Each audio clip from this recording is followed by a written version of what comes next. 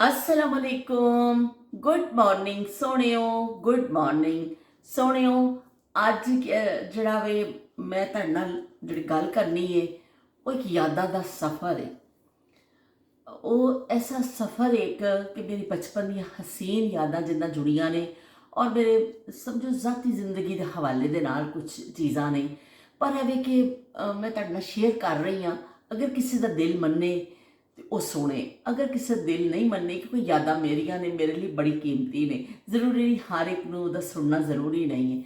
ਬਹਰਹਾਲ ਅਗਰ ਕੋਈ ਸੁਣਨਾ ਚਾਹਵੇ ਤਾਂ ਜ਼ਰੂਰ ਸੁਣੇ, ਵਰਨਾ ਉਹ ਫਿਰ ਕਿਸੇ ਹੋਰ ਜਗ੍ਹਾ ਜਾ ਕੇ ਆਪਣਾ ਟਾਈਮ ਗੁਜ਼ਾਰ ਸਕਦਾ ਵੇ। ਤੇ ਪਾਕਿਸਤਾਨ ਤੋਂ ਕੱਲ ਖਬਰ ਆਈ, ਸੁਬਾਹ ਰੂਟੀਨ ਦੇ ਅਸੀਂ ਉੱਠੇ ਆਪਣਾ, ਔਰ ਉਸ ਤੋਂ ਬਾਅਦ ਆਪਣਾ ਕੰਮ ਕਾਜ ਨਿਪਟਾਇਆ। ਮੈਂ ਇੱਕ ਬਲੌਗ ਵੀ ਕਲਿੱਪਿੰਗ ਬਣਾ ਲਈ ਸੀ ਔਰ ਜੋੜਨਾ ਹਲੇ ਬਾਕੀ ਸੀ, ਔਰ ਜਿਹੜਾ ਬਾਕੀ ਦਾ ਕੰਮ ਹੈ ਕਿ ਉਹਨੂੰ ਕਰਨਾ ਸੀ। ਤੇ ਇਤਲਾ ਆਈ ਕਿ ਜਿਹੜਾ ਫੁੱਫੋ ਸਫੀਆ ਦੁਨੀਆ 'ਚ ਨਹੀਂ ਰਹੇ। ਉਹ ਫਿਰ ਨਾ ਐਸਾ ਜ਼ਾਰੇ ਇੱਕ ਫੈਮਿਲੀ ਵਾਸਤੇ ਸਦਮਾ ਸੀ ਔਰ ਸਾਡੇ ਸਾਰਿਆਂ ਵਾਸਤੇ, ਕਿਉਂਕਿ ਜਿਸ ਇਨਸਾਨ ਦੇ ਨਾਲ ਤੁਹਾਡੀਆਂ ਯਾਦਾਂ ਜੁੜੀਆਂ ਹੁੰਦੀਆਂ ਨਾ ਬਚਪਨ ਦੀਆਂ ਹਸੀਨ, ਜਿਨ੍ਹਾਂ ਨੇ ਤੁਹਾਨੂੰ ਪਿਆਰ ਕੀਤੇ ਹੁੰਦੇ ਨੇ, ਜਿਨ੍ਹਾਂ ਨੇ ਤੁਹਾਨੂੰ ਸ਼ਫਕਤ ਦਿੱਤੀ ਹੁੰਦੀ ਹੈ, ਹਸੀਨ ਰਿਸ਼ਤੇ ਜਿਹੜੇ ਉਹ ਜਦੋਂ ਫਿਰ ਵਿਛੜ ਜਾਂਦੇ ਨੇ ਨਾ, ਫਿਰ ਤੁਸੀਂ ਇੰਨੀ ਬੇਬਸੀ ਮਹਿਸੂਸ ਕਰਦੇ ਹੋ ਕਿ ਨਾ ਅਸੀਂ ਉਹਨਾਂ ਦਾ ਆਖਰੀ ਦੀਦਾਰ ਕਰ ਸਕਨੇ ਹਾਂ, ਨਾ ਅਸੀਂ ਉਹਨਾਂ ਦੀ ਕਿਸੇ ਚੀਜ਼ 'ਚ ਸ਼ਾਮਿਲ ਹੋ ਸਕਨੇ ਹਾਂ। ਬਸ ਦੂਰ ਦੂਰ ਬੈਠ ਕੇ ਉਹ ਯਾਦਾਂ ਦੇ ਜਿਹੜੇ ਨਾ ਦਰੀਚੇ ਖੁੱਲ੍ਹ ਜਾਂਦੇ ਨੇ ਔਰ ਸਾਡਾ ਇੱਕ ਸਫ਼ਰ ਸ਼ੁਰੂ ਹੋ ਜਾਂਦਾ ਵਾ। ਉਹ ਗੱਡੀ ਟੁਰ ਪੈਂਦੀ ਹੈ ਯਾਦਾਂ ਵਾਲੀ, ਉਹ ਟੁਰਦੀ ਜਾਂਦੀ ਹੈ ਪੂਰੀ ਰਾਤ। ਜਿਹੜੀ ਹੈ ਨਾ ਮੈਨੂੰ ਨੀਂਦ ਨਹੀਂ ਆਈ, ਬਸ ਉਹ ਯਾਦਾਂ ਸਨ ਫੁੱਫੋ ਦੀਆਂ। ਅਤੇ ਉਹ ਬਸ ਕੀ ਕਹਿੰਦੇ ਨੇ, ਉਹ ਮੈਂ ਯਾਦ ਕਰਦੀ ਰਹੀ ਉਹਨਾਂ ਦੇ ਮੁਹੱਬਤ ਭਰੇ ਜਿਹੜੇ ਗੱਲਾਂ, ਉਹਨਾਂ ਨਾਲ ਹੱਸੀ ਮਜ਼ਾਕ, ਇੰਨੀਆਂ ਚੀਜ਼ਾਂ ਸਨ ਕਿ ਉਹ ਇੱਕ ਇਨਸਾਨ ਨਹੀਂ ਜਾਂਦਾ, ਉਹ ਇੱਕ ਅਹਿਦ ਦਾ ਖਾਤਮਾ ਹੁੰਦਾ। ਉਹ ਇੱਕ ਇਨਸਾਨ ਹੁੰਦਾ ਹੈ, ਉਹਦੇ ਨਾਲ ਇੱਕ ਅਹਿਦ ਜੁੜਿਆ ਹੁੰਦਾ, ਉਹਦਾ ਬਹੁਤ ਬੇਸ਼ੁਮਾਰ ਯਾਦਾਂ ਤੁਹਾਡੀਆਂ ਜੁੜੀਆਂ ਹੁੰਦੀਆਂ ਨੇ, ਬੇਪਨਾਹ ਸ਼ਫਕਤਾਂ ਤੁਹਾਨੂੰ ਉਹਦੇ ਨਾਲ ਮਿਲੀਆਂ ਹੁੰਦੀਆਂ ਨੇ। ਉਹ ਇੱਕ ਇਨਸਾਨ ਨਹੀਂ ਹੁੰਦਾ, ਇੱਕ ਅਹਿਦ ਦਾ ਨਾਂ ਸੀ। ਕੋਈ ਵੀ ਜਿਹੜਾ ਇਨਸਾਨ ਦੁਨੀਆ ਤੋਂ ਜਾਂਦਾ ਵੇ। ਇਸ ਤਰ੍ਹਾਂ ਮੈਂ ਵੀ ਬਸ ਰਾਤੀ ਸੋਚਦੀ ਰਹੀ, ਕਰਦੀ ਰਹੀ ਉਹਨਾਂ ਦੇ ਬਾਰੇ 'ਚ, ਔਰ ਉਹ ਬਸ ਉਹ ਮੈਨੂੰ ਕੀ ਕਹਿੰਦੇ ਨੇ ਵਕਤ ਯਾਦ ਆ ਗਿਆ ਕਿ ਜਿਹੜੀਆਂ ਯਾਦਾਂ ਉਹਨਾਂ ਨਾਲ ਜੁੜੀਆਂ ਨੇ। ਉਹ ਫਿਲਮ ਚੱਲਦੀ ਰਹੀ। ਖੱਤ ਦਾ ਜ਼ਮਾਨਾ ਸੀ ਜਦੋਂ ਪੱਪੂ ਗੁਜਰਾਵਾਲਾ ਰਹਿੰਦੇ ਸਨ, ਉਹਦੀ ਸ਼ਾਦੀ ਗੁਜਰਾਵਾਲਾ, ਸਿਆਲਕੋਟ ਤੋਂ ਗੁਜਰਾਵਾਲਾ ਸ਼ਾਦੀ ਹੋਈ ਸੀ। ਅਤੇ ਉਹ ਖੱਤ ਲਿਖਦੇ ਹੁੰਦੇ ਸਨ ਜਦੋਂ ਛੁੱਟੀਆਂ 'ਚ ਉਹਨਾਂ ਨੇ ਸਾਡੇ ਕੋਲ ਆਉਣਾ ਹੁੰਦਾ ਸੀ। ਜਦੋਂ ਤੱਕ ਦਾਦੀ ਸਾਡੀ ਹਯਾਤ ਰਹੇ ਅਸੀਂ ਬਾਕਾਇਦਗੀ ਦੇ ਨਾਲ ਸਿਆਲਕੋਟ ਜਾਂਦੇ ਰਹੇ। ਦਾਦੀ ਦੇ ਵਫਾਤ ਤੋਂ ਬਾਅਦ ਫਿਰ ਇਸ ਤਰ੍ਹਾਂ ਹੋਇਆ, ਫੁੱਫੋ ਦੀ ਸ਼ਾਦੀ ਹੋ ਗਈ ਸੀ, ਫਿਰ ਉਹ ਛੁੱਟੀਆਂ 'ਚ ਸਾਡੇ ਕੋਲ ਆ ਜਾਂਦੇ ਹੁੰਦੇ ਸਨ ਕਿ ਉਹਨਾਂ ਨੇ ਫਿਰ ਸਾਡੇ ਕੋਲ ਆਉਣਾ। ਅਤੇ ਉਹ ਜ਼ਮਾਨਾ ਐਸਾ ਸੀ, ਖੱਤ ਦਾ ਜ਼ਮਾਨਾ।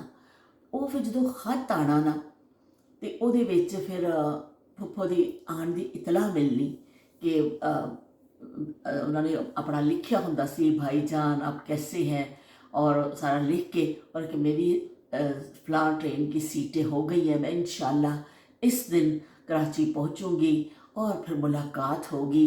वो जड़ा इतलाह करते सन ना, वो खत नहीं हुंदा सी। वो साडे वास्ते इस तरह हुंदा सी, साडे अंदर किसी ने पता नहीं की चीज़ भर दी, सानू किहड़े खजाने मिल गए। वो एक खत दा टुकड़ा नहीं हुंदा सी, वो एक खजाना साडे हत्थ आंदा सी। ਫੁੱਫੋ ਦੇ ਆਉਣ ਦੀਆਂ ਤਿਆਰੀਆਂ ਸ਼ੁਰੂ ਹੋ ਜਾਂਦੀਆਂ ਸਨ। ਅੱਬੂ ਨੂੰ ਚਾਅ ਚੜ੍ਹ ਜਾਂਦੇ ਸਨ ਕਿ ਮੇਰੀ ਭੈਣ ਆ ਰਹੀ ਹੈ।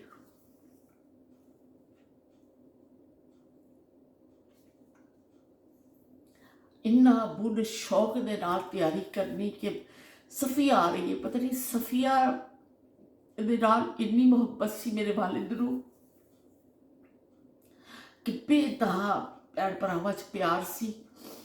ਅੱਬੂ ਨੂੰ ਚਾਹ ਚੜ੍ਹੀ ਕਿ ਮੇਰੀ ਭੈਣ ਆ ਰਹੀ। ਔਰ ਫਿਰ ਉਹ ਜਿਹੜਾ ਫੁੱਫੋ ਨੇ ਜਿਸ ਦਿਨ ਆਉਣਾ, ਔਰ ਸਾਨੂੰ ਉਸ ਤੋਂ ਜ਼ਿਆਦਾ ਚਾਹ ਚੜ੍ਹ ਜਾਂਦੇ ਸਨ ਕਿ ਸਾਡੇ ਫੁੱਫੋ ਆ ਰਹੇ ਨੇ। ਅਸੀਂ ਅੱਬੂ ਨੂੰ ਇਸਰਾਰ ਕਰਨਾ ਕਿ ਅੱਬੂ ਜੀ ਅਸੀਂ ਸਟੇਸ਼ਨ ਲੈਣ ਜਾਣਾ ਵੇ ਫੁੱਫੋ ਨੂੰ, ਅੱਬੂ ਜੀ ਅਸੀਂ ਤੁਹਾਡੇ ਨਾਲ ਜਾਣਾ ਵੇ।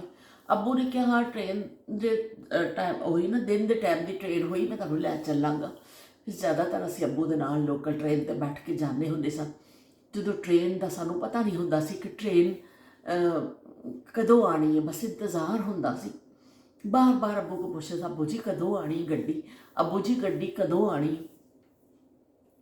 ਫਿਰ ਉਹ ਕੁਲੀਆਂ ਨੂੰ ਪਤਾ ਨਹੀਂ ਕਿਸ ਤਰ੍ਹਾਂ ਪਤਾ ਚੱਲ ਜਾਂਦਾ ਸੀ, ਉਹ ਹਿਲ ਜੁਲ ਸ਼ੁਰੂ ਹੁੰਦੀ ਸੀ, ਕੁਲੀ ਆਪਣੇ ਸਾਫੇ ਜਿਹੇ ਲੈ ਕੇ ਅੱਗੇ ਆ ਕੇ ਖੜੇ ਹੋ ਜਾਂਦੇ ਸਨ। ਇਸ ਤਰ੍ਹਾਂ ਫਿਰ ਪਤਾ ਸੀ ਟ੍ਰੇਨ ਆ ਰਹੀ ਹੈ, ਵੀ ਪਿੱਛੇ ਹਟ ਜਾਓ, ਬੁੜ ਕਹਿਣਾ ਪਿੱਛੇ ਹੋ ਕੇ ਖਲੋ ਜਾਓ, ਆ ਰਹੀ ਹੈ ਟ੍ਰੇਨ।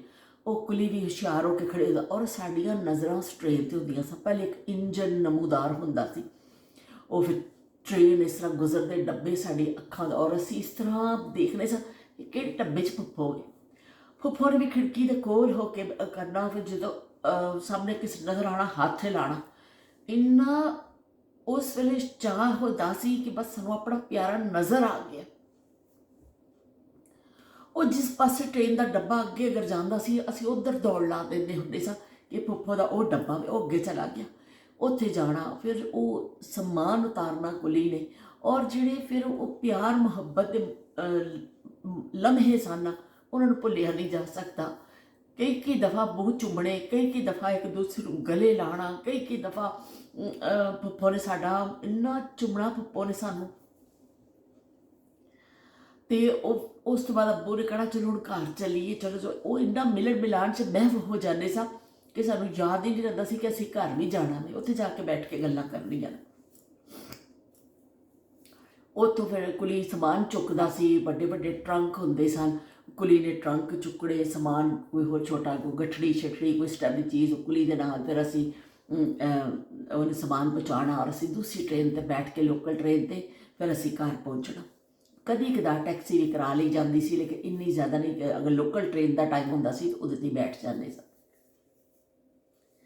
ਇਸ ਤਰ੍ਹਾਂ ਫਿਰ ਘਰ ਪਹੁੰਚਣਾ। ਘਰ ਵਿੱਚ ਵੀ ਈਦ ਦਾ ਸਮਾਂ ਹੁੰਦਾ ਸੀ। ਮੇਰੇ ਦੂਸਰੇ ਫੁੱਫੋ ਜਿਹੜੇ ਕੋਲ ਰਹਿੰਦੇ ਸਨ, ਸਾਹਮਣੇ ਫੁੱਫੋ, ਉਹ ਸਾਰੇ ਇਸ ਤਰ੍ਹਾਂ ਹੁੰਦੇ ਸਨ ਕਿ ਸਾਰੇ ਮਿਲ ਰਹੇ ਨੇ, ਮਹਿਮਾਨ ਪਹੁੰਚੇ ਨੇ, ਔਰ ਇੰਨਾ ਉਹ ਦਿਲ ਫਰੇਬ ਮੰਜ਼ਰ ਹੁੰਦਾ ਸੀ। ਸੋਹਣਾ ਜਿਹਾ ਖਾਣਾ ਪੱਕਿਆ ਵੇ ਔਰ ਮਹਿਮਾਨਾਂ ਦਾ ਇਸਤਕਬਾਲ ਹੋ ਰਿਹਾ ਵੇ, ਕਿਉਂਕਿ ਉਹਨਾਂ ਦੀ ਨਵੀਦ ਤੇ ਕਈ ਦਿਨ ਤੋਂ ਮਿਲ ਚੁੱਕੀ ਹੈ। ਅਤੇ ਬਸ ਉਹ ਫਿਰ ਉਹ ਬੜਾ ਈਦ ਦਾ ਸਮਾਂ ਹੁੰਦਾ ਸੀ ਜਦੋਂ ਫੁੱਫੋ ਸਫੀਆ ਆਉਂਦੇ ਹੁੰਦੇ ਸਨ ਸਾਡੇ ਘਰ। ਅਸੀਂ ਫੁੱਫੋ ਨੂੰ ਕਹਿਣਾ, ਫੁੱਫੋ ਜੀ, ਫੁੱਫੋ ਦੇ ਹੱਥ ਦੀਆਂ ਭਿੰਡੀਆਂ ਬੜੀਆਂ ਪਸੰਦ ਸਨ ਅੱਬੂ ਨੂੰ ਵੀ, ਅਤੇ ਖਾਸ ਫਰਮਾਇਸ਼ ਕਰਕੇ ਫਿਰ ਉਹਨਾਂ ਕੋਲ ਪਕਵਾਈਆਂ ਜਾਂਦੀਆਂ ਸਨ ਕਿ ਸਫੀਆ ਉਹ ਅਨਾਰਦਾਨੇ ਵਾਲੀਆਂ ਭਿੰਡੀਆਂ ਅਤੇ ਪਕਾ। ਅੱਬੂ ਨੇ ਕਹਿਣਾ, ਅਤੇ ਫੁੱਫੋ ਨੇ ਅਨਾਰਦਾਨਾ ਕੁੱਟ ਕੇ ਔਰ ਪਿਆਜ਼ ਪਾ ਕੇ, ਉਹ ਰੈਸਪੀ ਕੀ ਸੀ, ਲੇਕਿਨ ਫੁੱਫੋ ਅਨਾਰਦਾਨੇ ਵਾਲੀ ਭਿੰਡੀ ਬਣਾਉਂਦੇ ਹੁੰਦੇ ਸਨ, ਜਿਹੜੀ ਸਾਨੂੰ ਬੜੀ ਫੇਵਰੇਟ ਸੀ ਸਾਡੀ। ਔਰ ਫੁੱਫੋ ਦੇ ਨਾਲ ਇੰਨਾ ਅਸੀਂ ਹੱਸੀ ਮਜ਼ਾਕ ਕਰਨਾ ਔਰ ਫੁੱਫੋ ਨੇ ਫਿਰ ਉੱਥੋਂ ਸਾਡੇ ਵਾਸਤੇ ਸੁਗਾਤਾਂ ਲੈ ਕੇ ਆਉਣੀਆਂ। ਕਦੀ ਨਾਲ ਚਾਵਲ ਹੁੰਦੇ ਸਨ, ਉਹ ਮੁੰਜੀ ਲਾਉਂਦੇ ਸਨ, ਖਾਲੂ ਹੋਰਾਂ ਦੀ ਆਪਣੀਆਂ ਜ਼ਮੀਨਾਂ ਸਨ, ਮੁੰਜੀ ਲਾਉਂਦੇ ਸਨ ਅਤੇ ਉਹ ਚਾਵਲ ਲੈ ਕੇ ਆਉਣੇ। ਫਿਰ ਕੀ ਕਹਿੰਦੇ ਨੇ ਸਾਡੇ ਵਾਸਤੇ ਪੋਟੇ ਵਾਲੀਆਂ ਸੇਵੀਆਂ, ਔਰ ਇੱਕ ਹੀ ਲਫ਼ਜ਼ ਨਾਲ ਫੁੱਫੋ ਸਫੀਆ। ਸਾਨੂੰ ਆਦਤ ਹੀ ਉਹਨਾਂ ਨੇ ਪਾਈ ਪੋਟੇ ਵਾਲੀਆਂ ਸੇਵੀਆਂ ਦੀ। ਪਹਿਲੇ ਉਹ ਆਪ ਬਣਾਉਂਦੇ ਸਨ, ਫਿਰ ਉਹ ਕਿਸੇ ਕੋ ਬਣਵਾਉਣ ਲੱਗ ਗਏ। ਪਰ ਕੋਈ ਵੀ ਆਉਣ ਵਾਲਾ ਹੁੰਦਾ ਸੀ, ਫੁੱਫੋ ਜਦੋਂ ਆਉਂਦੇ ਸਨ ਪੋਟੇ ਵਾਲੀਆਂ ਸੇਵੀਆਂ ਸਭ ਲਈ ਆਉਂਦੀਆਂ ਸਨ। ਲੇਕਿਨ ਉਸ ਤੋਂ ਇਲਾਵਾ ਵੀ ਕਿਸੇ ਨੇ ਆਉਣਾ ਹੋਵੇ ਅਤੇ ਫੁੱਫੋ ਨੇ ਤੋਹਫਾ ਜਿਹੜਾ ਭੇਜਣਾ ਹੋਵੇ, ਪੋਟੇ ਵਾਲੀਆਂ ਸੇਵੀਆਂ, ਉਹ ਅਸੀਂ ਸ਼ੌਕ ਨਾਲ ਪਕਾ ਕੇ ਖਾਣੀਆਂ। ਮੈਂ ਬਹੁਤ ਅਰਸੇ ਤੱਕ, ਮੇਰੀ ਸ਼ਾਦੀ ਵੀ ਹੋ ਗਈ, ਫੁੱਫੋ ਨੇ ਤਾਂ ਵੀ ਮੈਨੂੰ ਭੇਜਣਾ। ਫਿਰ ਮੈਂ ਬਾਅਦ 'ਚ ਮੈਂ ਕਦੀ ਲਾਹੌਰ ਜਾਣਾ ਜਾਂ ਫੋਨ 'ਤੇ ਫੁੱਫੋ ਨੂੰ ਕਹਿਣਾ, ਫੁੱਫੋ ਜੀ ਸੇਵੀਆਂ ਬਣਵਾ ਕੇ ਭੇਜ ਦੇਵੋ। ਫੁੱਫੋ ਨੇ ਕਹਿਣਾ ਹੁਣ ਮੇਰੇ ਕੋਲ ਬਣਦੀਆਂ ਨਹੀਂ ਨੇ, ਮੈਂ ਬਣਵਾਉਂਦੀ ਹਾਂ ਕਿਸੇ ਕੋਲੋਂ। ਮੈਂ ਕਹਿਣਾ ਮੈਨੂੰ ਵੀ ਬਣਵਾ ਦੇਵੋ। ਫੁੱਫੋ ਨੇ ਉੱਥੋਂ ਬਣਵਾ ਕੇ ਕਿਸੇ ਆਏ ਗਏ ਦੇ ਹੱਥ ਭੇਜਣੀ। ਫਿਰ ਇੱਕ ਦਫਾ ਫੁੱਫੋ ਨੂੰ ਕਿਹਾ, ਫੁੱਫੋ ਨੇ ਕਿਹਾ ਬਣਾਉਣ ਵਾਲੀ ਵੀ ਜਿਹੜੀ ਹੈ ਨਾ ਫੌਤ ਹੋ ਗਈ ਹੈ, ਹੁਣ ਉਹ ਵੀ ਵਿਚਾਰੀ ਨਹੀਂ ਰਹੀ, ਅਤੇ ਮੈਨੂੰ ਤਾਂ ਆਪ ਨਹੀਂ ਕੋਈ ਮਿਲਦੀ ਕਿ ਮੈਂ ਕਿਤੋਂ ਬਣਵਾਵਾਂ। ਫੁੱਫੋ ਦੇ ਘਰ ਵੀ ਬਹੁਤ ਬਣਦੀਆਂ ਸਨ, ਅਤੇ ਉਹ ਪੋਟੇ ਵਾਲੀਆਂ ਸੇਵੀਆਂ ਅਤੇ ਫੁੱਫੋ ਦਾ ਜ਼ਿਕਰ ਇੱਕ ਨਾਲ ਹੀ ਸਾਡੇ ਜ਼ੇਹਨ ਵਿੱਚ ਆਉਂਦਾ। ਉਸ ਤੋਂ ਬਾਅਦ ਜਿਹੜਾ ਫੁੱਫੋ ਨੇ ਹੋਰ ਸੁਗਾਤਾਂ ਲੈ ਕੇ ਆਉਣੀਆਂ, ਕੱਚਾ ਚਾਵਲ ਹੁੰਦਾ ਵੇ, ਜਿਹੜਾ ਮੁੰਜੀ ਕੱਚੀ ਹੁੰਦੀ ਹੈ ਨਾ, ਉਹਨੂੰ ਚਾਵਲ ਨੂੰ ਤੋੜ ਕੇ ਫਿਰ ਉਹਨੂੰ ਜਿਵੇਂ ਦਾਣੇ ਭੁੰਨਦੇ ਨੇ ਨਾ, ਇਸ ਤਰ੍ਹਾਂ ਭੁੰਨਿਆ ਜਾਂਦਾ। ਉਹਨੂੰ ਚਸਿਓਲ ਕਹਿੰਦੇ ਨੇ। ਫੁੱਫੋ ਦੇ ਇਲਾਕੇ 'ਚ ਚਸਿਓਲ ਕਹਿੰਦੇ ਸਨ, ਬਾਕੀ ਹੋਰ ਇਲਾਕਿਆਂ ਦਾ ਮੈਨੂੰ ਨਹੀਂ ਪਤਾ।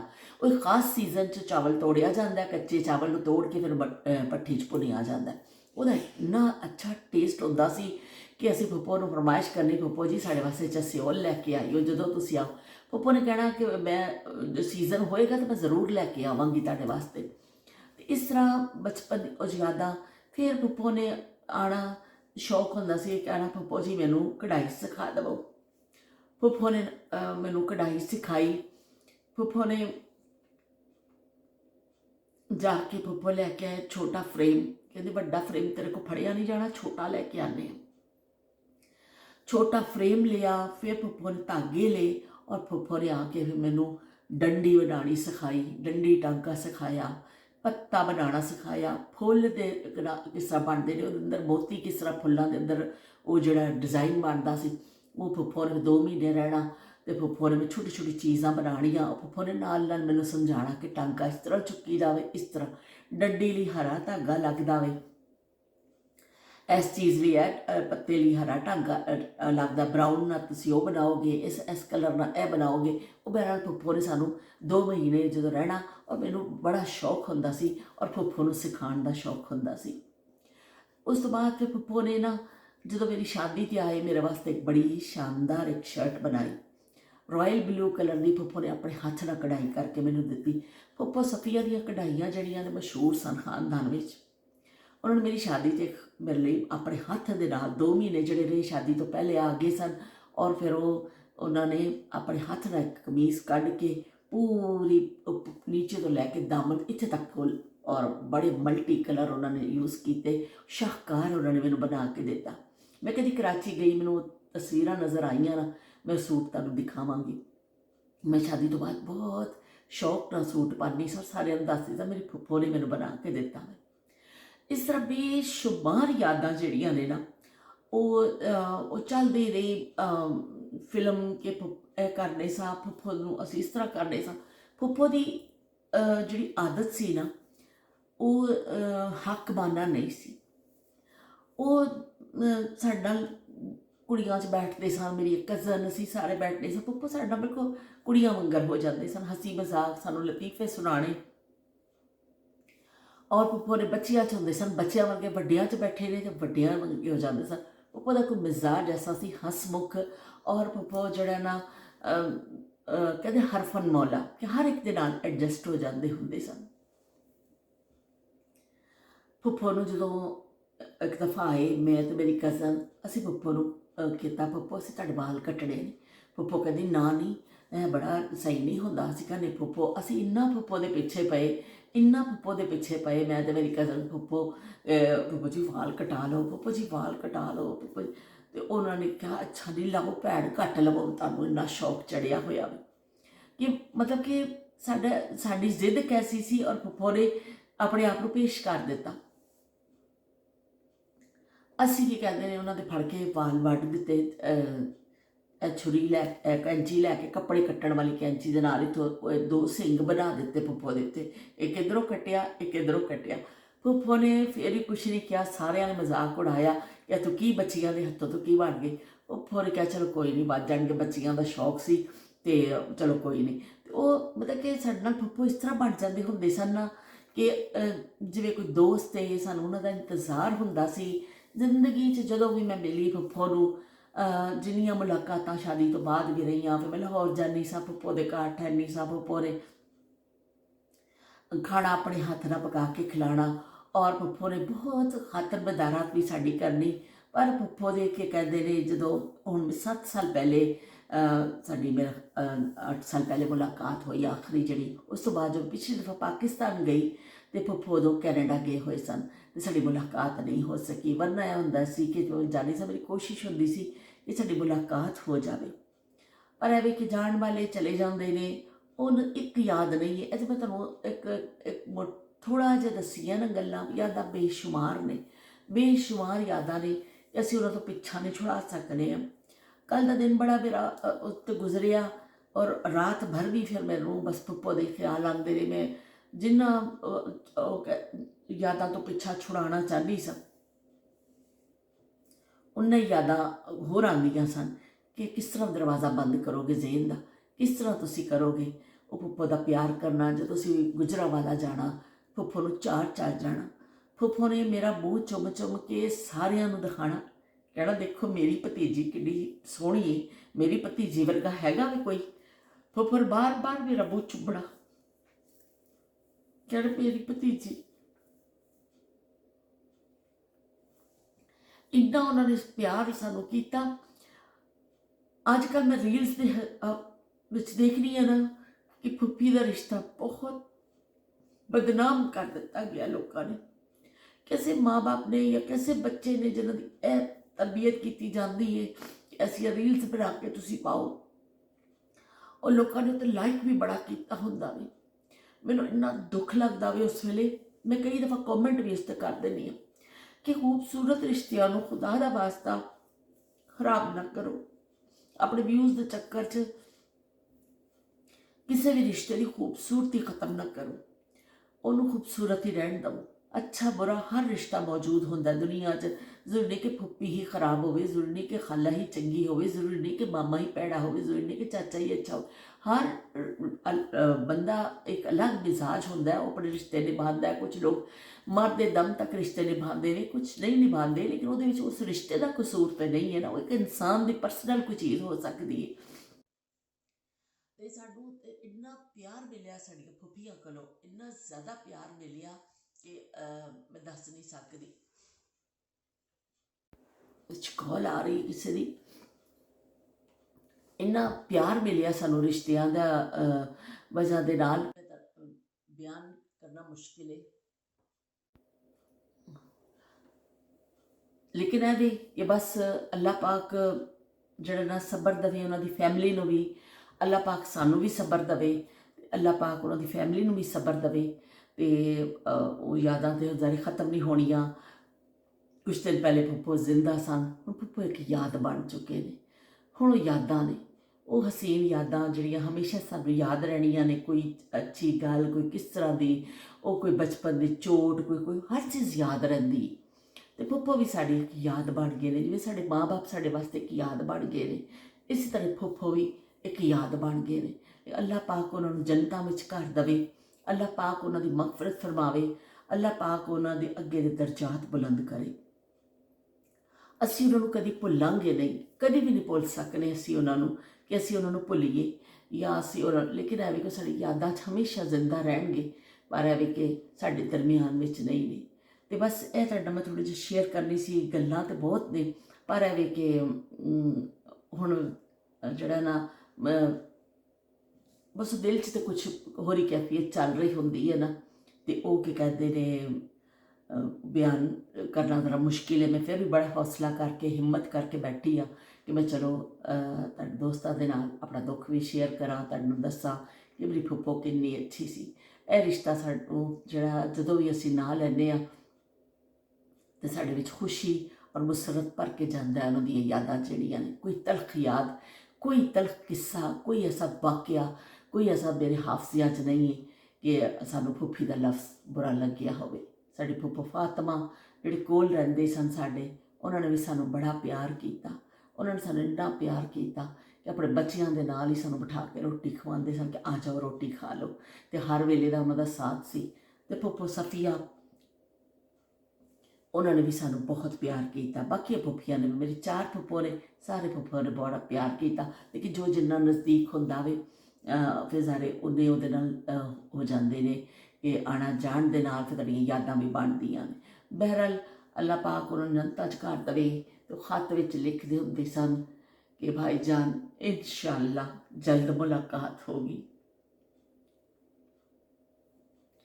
ਤੇ ਹੁਣ ਉਹ ਜੁਮਲਾ ਖਤਮ ਹੋ ਗਿਆ ਉਹਨਾਂ ਦੇ ਨਾਲ। ਹੁਣ ਬਾਕੀ ਮੁਲਾਕਾਤ ਹੋਏਗੀ ਜਦੋਂ ਅਸੀਂ ਜਾਵਾਂਗੇ। ਜਿਹੜੇ ਉਹਨਾਂ ਦੇ ਜਾ ਚੁੱਕੇ ਨੇ, ਸਾਰੀ ਸਾਡੀ ਫੈਮਿਲੀ ਦਾਦਕਿਆਂ ਦੀ, ਕੱਲ੍ਹ ਜਿਹੜੇ ਮੇਰੇ ਦਾਦਾ ਦੇ ਆਖਰੀ ਬੇਟੀ ਸਨ, ਜਿਹੜੇ ਬੱਚੇ ਸਨ, ਉਹ ਫੌਤ ਹੋ ਗਏ। ਹੁਣ ਸਾਰੇ ਉੱਥੇ ਇਕੱਠੇ ਹੋਏ ਹੋਣਗੇ, ਉਹ ਲੋਕ ਬੜੇ ਖੁਸ਼ ਹੋ ਰਹੇ ਹੋਣਗੇ, ਉਹ ਉੱਥੇ ਫੈਮਿਲੀ ਕੰਪਲੀਟ ਹੋ ਗਈ। ਇੱਥੇ ਜਿਹੜੇ ਨੇ ਅਸੀਂ ਜਿਹੜਾ ਨਾ ਅਫਸੋਸਦਾ ਵਾਂ। ਅੱਲਾਹ ਪਾਕ ਉਹਨਾਂ ਦੇ ਬੱਚਿਆਂ ਨੂੰ ਸਬਰ ਦੇਵੇ, ਅੱਲਾਹ ਪਾਕ ਉਹਨਾਂ ਦੇ ਦਰਜਾਤ ਬੁਲੰਦ ਕਰੇ। ਤੁਸੀਂ ਵੀ ਦੁਆ ਮੰਗਦੇ ਹੀ ਉਹਨਾਂ ਵਾਸਤੇ ਸਿੱਧਕੇ ਦਿਲ ਦੇ ਨਾਲ, ਕਿਉਂਕਿ ਇੱਕ ਮੁਸਲਮਾਨ ਦੀ ਦੂਸਰੇ ਮੁਸਲਮਾਨ ਵਾਸਤੇ ਮੰਗੀ ਹੋਈ ਦੁਆ ਉਹ ਜਿਹੜੀ ਨਾ ਅੱਲਾਹ ਪਾਕ ਕਬੂਲ ਫਰਮਾਉਂਦਾ ਵੇ। ਇਹ ਸਾਡੇ ਫਰਾਈਜ਼ ਵਿੱਚ ਵੀ ਸ਼ਾਮਿਲ ਹੈ ਕਿ ਦੂਸਰੇ ਲਈ ਦੁਆ ਕਰੋ। ਅਤੇ ਬਹੁਤ ਸ਼ੁਕਰੀਆ ਤੁਹਾਡੀ ਸਾਰਿਆਂ ਦੀ ਮੁਹੱਬਤਾਂ ਦਾ ਕਿ ਬਸ ਮੈਂ ਆਪਣਾ ਦਿਲ ਤੁਹਾਡੇ ਨਾਲ ਫਰੋਲ ਲਿਆ ਕਿ ਬੰਦਾ ਕਹਿੰਦਾ ਨਾ ਕਿਸੇ ਦਾ ਤੇ ਦਿਲ ਫਰੋਲਦਾ ਹੀ ਹੈ ਨਾ ਆਪਣਾ। ਤੇ ਬਸ ਮੈਂ ਤੁਹਾਡੇ ਨਾਲ ਦਿਲ ਫਰੋਲ ਲਿਆ, ਉਹ ਕੁਛ ਯਾਦਾਂ ਤੁਹਾਡੇ ਨਾਲ ਸ਼ੇਅਰ ਕੀਤੀਆਂ। ਲੇਕਿਨ ਹਾਲੇ ਬੇਸ਼ੁਮਾਰ ਯਾਦਾਂ ਨੇ ਕਿ ਫੁੱਫੋ ਦੇ ਜਿਹੜੇ ਜਾਂਦੇ ਨੇ ਜ਼ਮੀਨਾਂ 'ਤੇ, ਉੱਥੇ ਟਿਊਬਵੈੱਲ 'ਤੇ ਨਹਾਉਣਾ, ਅਤੇ ਉੱਥੇ ਫਿਰ ਨਾਲ ਹੀ ਜ਼ਮੀਨਾਂ ਦੇਖ ਕੇ ਆਉਣੀਆਂ। ਟਿਊਬਵੈੱਲ 'ਤੇ ਨਹਾਉਣ ਦਾ ਸਾਨੂੰ ਬੜਾ ਸ਼ੌਕ ਹੁੰਦਾ ਸੀ। ਰੋਜ਼ ਫੁੱਫੋ ਨੂੰ ਕਹਿਣਾ, ਫੁੱਫੋ ਜੀ ਚਲੋ ਟਿਊਬਵੈੱਲ 'ਤੇ ਚਲੀਏ, ਫੁੱਫੋ ਜੀ ਚਲੋ ਉੱਥੇ ਚਲੀਏ। ਅਤੇ ਫਿਰ ਉੱਥੇ ਜਾ ਕੇ ਅਸੀਂ ਉੱਥੇ ਨਹਾਉਣਾ, ਬੱਚਿਆਂ ਨੇ ਪਾਣੀ ਉਡਾੜੇ, ਬਹੁਤ ਕੁਛ, ਬਹੁਤ ਬੇਸ਼ੁਮਾਰ ਯਾਦਾਂ ਨੇ। ਇਨਸ਼ਾਅੱਲਾ ਫਿਰ ਤੁਹਾਡਾ ਮੁਲਾਕਾਤ ਹੋਏਗੀ ਇੱਕ ਨਵੀਂ ਗੱਲ ਦੇ ਨਾਲ। ਅਸੀਂ ਇਸ ਸਪੇਸ ਤੋਂ ਨਿਕਲਣ ਦੀ ਕੋਸ਼ਿਸ਼ ਵੀ ਭਰਪੂਰ ਕਰ ਰਹੇ ਹਾਂ। ਅਤੇ ਜਿਹੜਾ ਮੈਂ ਕੱਲ੍ਹ ਵਲੌਗ ਜਿਹੜਾ ਉਹ ਕੀਤਾ ਸੀ, ਉਹ ਮੈਂ ਜੋੜ ਕੇ ਇਨਸ਼ਾਅੱਲਾ ਕੱਲ੍ਹ ਲਾ ਦੇਵਾਂਗੀ, ਕਿਉਂਕਿ ਮੇਰਾ ਬੜਾ ਹੈਪੀ ਮੂਡ ਸੀ ਧੁੱਪ ਦੀ ਵਜ੍ਹਾ ਦੇ ਨਾਲ। ਬੜੀ ਖੁਸ਼ਗਵਾਰ ਮੂਡ 'ਚ ਮੈਂ ਗਾਰਡਨਿੰਗ ਕੀਤੀ ਔਰ ਬਹੁਤ ਆਪਣਾ ਕੀਤਾ, ਲੇਕਿਨ ਪਤਾ ਨਹੀਂ ਸੀ ਕਿ ਅਗਲੇ ਲੰਮੇ ਦੀ ਇਨਸਾਨ ਨੂੰ ਖਬਰ ਨਹੀਂ ਹੁੰਦੀ। ਬਹਰਹਾਲ ਮੈਂ ਜੋੜ ਕੇ ਅਤੇ ਮੈਂ ਫਿਰ ਜਿਹੜਾ ਲਾ ਦੇਵਾਂਗੀ। ਤੁਸੀਂ ਦੇਖ ਲਈਓ ਕਿ ਜਿਹੜੀ ਅਸੀਂ ਗਾਰਡਨਿੰਗ ਕੀਤੀ ਹੈ, ਕਿ ਜਿਹੜਾ ਮਾਰਕਾ ਮਾਰਿਆ ਵੀ ਅਸੀਂ, ਅਤੇ ਤੁਸੀਂ ਵੀ ਦੇਖਿਓ। ਇਨਸ਼ਾਅੱਲਾ ਅੱਜ ਰਾਤ ਬੈਠ ਕੇ ਮੈਂ ਕੋਸ਼ਿਸ਼ ਕਰਾਂਗੀ ਕਿ ਉਹ ਕਲਿੱਪਸ ਨੂੰ ਮੈਂ ਜੋੜਾਂ ਔਰ ਉਹਨੂੰ ਤਰਤੀਬ ਦੇਵਾਂ। ਫਿਰ ਮਿਲਦੇ ਹਾਂ ਇਨਸ਼ਾਅੱਲਾ ਇੱਕ ਨਵੀਂ ਗੱਲ ਦੇ ਨਾਲ। ਤੁਹਾਡਾ ਸਾਡਾ ਸਾਥ ਰਹੇਗਾ ਇਨਸ਼ਾਅੱਲਾ। ਅਸੀਂ ਕੀ ਕਹਿੰਦੇ ਨੇ, ਇਸ ਤਰ੍ਹਾਂ ਹੀ ਬਸ ਦੋਸਤਾਂ ਇਕੱਠੇ ਇੱਕ ਦੂਸਰੇ ਨਾਲ ਆਪਣੇ ਦਿਲ ਦੀ ਗੱਲ ਕਹਿ ਕੇ ਅੱਗੇ ਵੱਧਦੇ ਜਾਵਾਂਗੇ। ਫਿਰ ਮਿਲਦੇ ਹਾਂ। ਅੱਲਾ ਹਾਫਿਜ਼, ਰੱਬ ਰਾਖਾ।